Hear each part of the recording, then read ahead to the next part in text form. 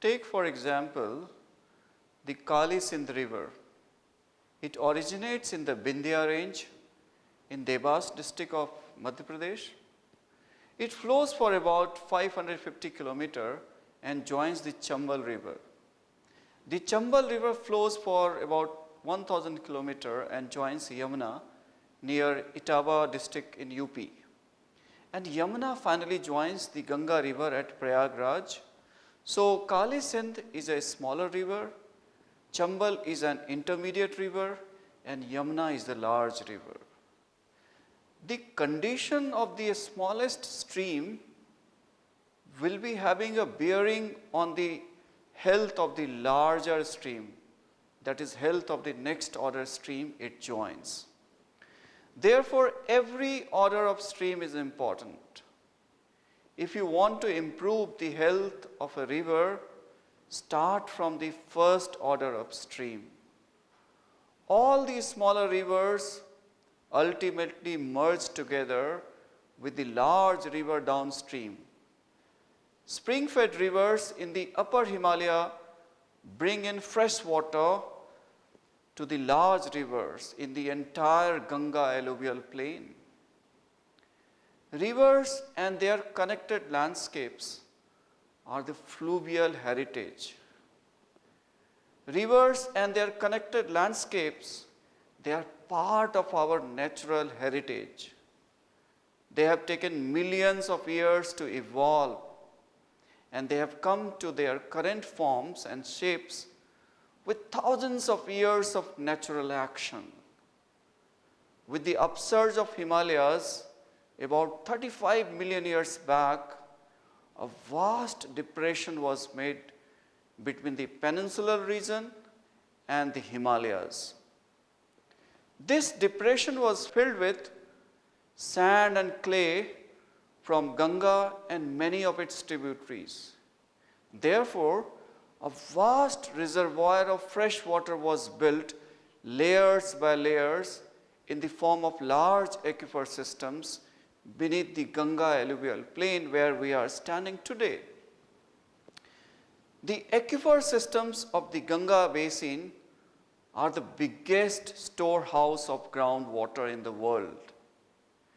The aquifer material is brought by the Ganga river and many of its tributaries. Tropical rivers like ours, they swell many folds during the monsoon, and they need areas to spread water and sediments. The periodic cycle of floods and droughts, they have been going on since rivers started flowing. This cyclic pattern of monsoon itself is a 15 million years old phenomena. A natural floodplain along the rivers, they withstand flooding, and this helps in recharging of our water deficient aquifers. One of the main purposes of protecting floodplain as water sanctuary is to improve the recharging of water resources and ensure sustainability of our water dependent ecosystems, including the survival of human beings. Flow is a master variable. The alluvial channels refer to the river channels that flow through very sediments which have been previously deposited by these very rivers. And rivers have great energy. They are capable of modifying their own channels, both shape and size. A flowing river exerts erosional force, while the bed materials and the banks, they provide resistance to the erosion. So the shape and size of the channel would depend upon the river discharge or flow and the size of the sediments. The word fluvial refers to anything which is produced by the action of a river. So we say fluvial forms, we say fluvial processes, and we say the entire fluvial systems or the fluvial dynamics. So rivers are moving systems. Many physical, biological and chemical factors, they affect their motion. Physical factors like force, mass, momentum and energy, they affect the entire fluvial dynamics. A flowing water carries sediments, and so it affects the bed form features, the habitats and the entire connected landscapes. The entire Ganga alluvial plain is the living example of how sediment transport in the entire alluvial channel through thousands of years of flooding cycles and the droughts, it can produce such a large flat tract of land with so many water bodies, with so many habitat. The floodplains and the forested river corridor along the rivers, they provide a natural filter to help purify, rejuvenate and restock our water supply. Flooding is a part of natural cycle and it redeems our soil, our ecology and our groundwater. So two things are extremely important for tropical rivers: the free flow and the free flooding. A river must flood. Rivers must flow without any obstruction, any fragmentation. They must bring in floods to deposit the sediments and the nutrients onto the floodplains. Protecting rivers are important, but also important is the protection of the catchments, the floodplains. We just have to ensure that we don't encroach upon the terrace of the rivers, which are part of the river systems. Large rivers are characterized by a well-developed floodplain. Floodplain is the result of deposition of sediments during lateral migration of the channel or during the overbank flooding. Therefore, flooding is very important cycle of a river.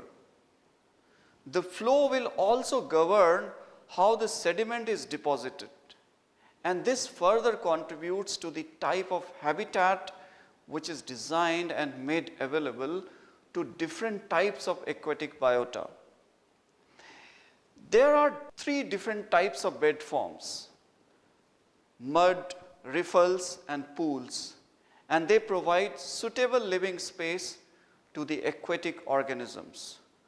Mud is made through process of accumulation of fine grained sediments in slow moving rivers, which become site for the growth for small invertebrates and for fish eggs. Many rivers originating in the upper Himalayas have deeply incised bedrock channels in the upstream, and this transforms into alluvial rivers in the downstream, close to the delta. A lot of variation is observed in channel properties within a river basin, and that is also between small rivers, intermediate rivers and large rivers.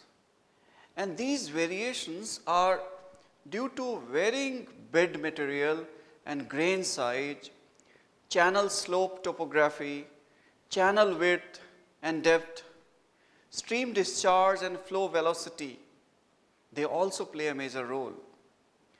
River morphology is highly affected by these properties, which is delivered to the main channel from the upstream to the downstream. River morphology or channel configuration is determined by 4 factors. First of all, stream discharge is very important. That is the flow volume from upstream to the downstream and their time distribution. Second important factor is the entire sediment load input that a river is receiving. The sediments which are delivered to the channel, their volume, their time distribution and their character. Third important factor is the bed and bank material composition, that is nature of the material through which the river is passing through or flowing through. And finally, the fourth major factor is the local topography. The topographic gradient or slope profile through which the entire river flows is very, very important. In fact, morphology of a river is affected largely by the volume and character of the sediments which is delivered to the channel from upstream to the downstream. The bed material size changes along the river channel. Very fine materials are transported in the flow itself because they are lighter in the suspension, and they are deposited during floods when overbank flows occur. We call it floodplain deposition. Then the coarser sediments, they are transported near the bed of the river. Because of their greater weight, they are heavier, so they are locally deposited onto the channel in the form of bars. Bar accumulations affect the river flow characteristics. Riverbed sediments influence the turbulent properties of the water flow. The bed form depends upon the size of the bed materials and the flow volume and their strength.